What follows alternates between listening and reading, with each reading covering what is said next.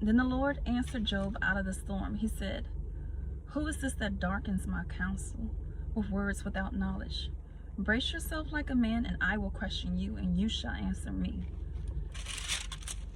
So God is like, okay, you want to question me? I got questions for you now. Where were you when I laid the foundations of the earth? Tell me, if you understand. Who marked off its dimensions? Surely you know. Who stretched a measuring line across it? On what was its footing set? And who laid its cornerstone?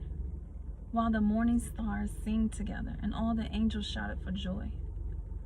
Who shut up the seas behind doors, when it burst forth from the womb?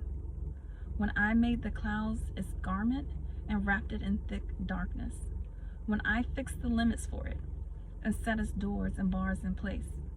When I said, this is what God said to the clouds, "This is how far you can come and no further. Here's where your proud waves halt." So this is God saying, basically, when he created these things, he told the clouds how far you can come down and how high you can come up.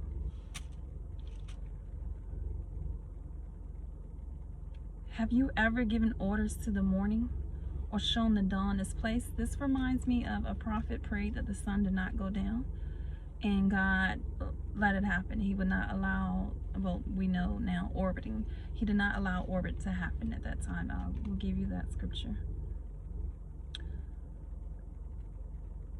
That it might take the earth by the edges and shake the wicked out of it.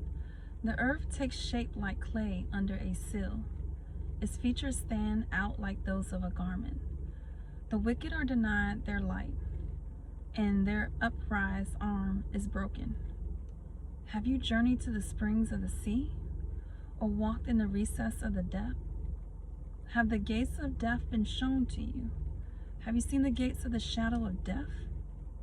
Have you comprehended the vast expanses of the earth? Tell me if you know all this.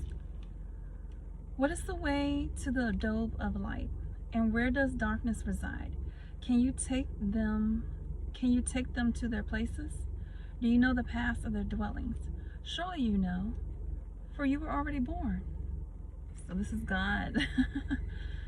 This is God saying, you were there during creation, right? No. You have lived so many years, which we all know we no longer live as long as we used to. Have you entered the storehouses of the snow, or seen the storehouses of the hell, which I reserve for times in trouble, for days of war and battle? What is the way you place where the lightning is dispersed, or the place where the east winds are scattered the earth? Who cuts off the channel of the torrents of rain? Basically, God is saying, I tell the rain when to stop and when to keep going. And I know a lot of people like to call it Mother Earth and stuff. Keep calling it Mother Earth. Watch how crazy it gets.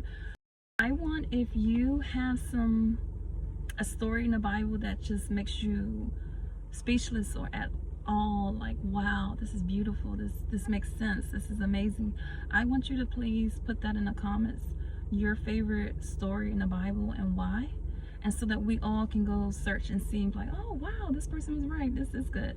So if you get a chance, please put in the comment a story in the Bible that you can read over and over again and never get tired of for some reason.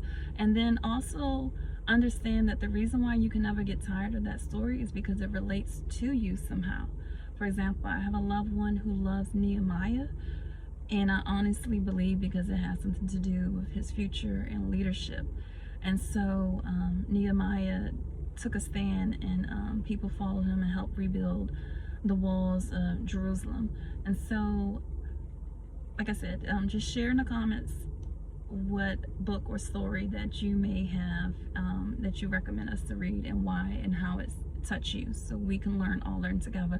I feel like people learn faster when we learn together than we do if it's like a one-on-one. But I mean, it all depends on different people. All right, so I wish you guys the peace that surpasses all understanding from God above. Many blessings and protection to you and your loved ones and your future loved ones. Take care.